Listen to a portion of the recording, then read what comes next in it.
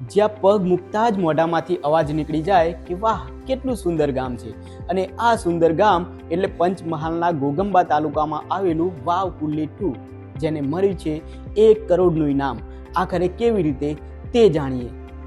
કુદરતના ખોળામાં વસતું વાવ કુલ્લી 2 ગામ એટલા માટે સુંદર છે કારણ કે ત્યાંની પંચાયતનું કામ અતિ સુંદર છે। ગ્રામ પંચાયતે દરેક ક્ષેત્રે ક્રાંતિ સર્જી છે। ગામનો ઝડપી અને સારો વિકાસ કર્યો છે। ગામની વસ્તી 2392 છે।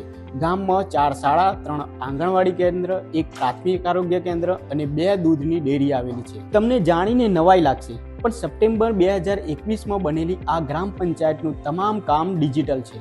ગામમાં પાણીની કોઈ અછત ના સર્જાય તે માટે 25 કૂવા અને ગરીબો માટે 250 જેટલા પાકા મકાનો બનાવાયા છે।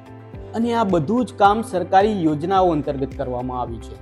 દરેક ક્ષેત્રે વિકાસના માપદંડોને ધ્યાનમાં રાખીને રાષ્ટ્રપતિ દ્રૌપદી મુર્મુના હસ્તે ગામના વહીવટદારને પંડિત દીનદયાળ ઉપાધ્યાય સતત વિકાસ પુરસ્કાર એનાયત કરાયો છે। આ પુરસ્કારની રકમ 1 કરોડ રૂપિયા છે। સરકાર તરફથી મળેલા આ પુરસ્કારના રૂપિયા ગામની પ્રગતિમાં 4 ચાંદ લગાવી દેશે।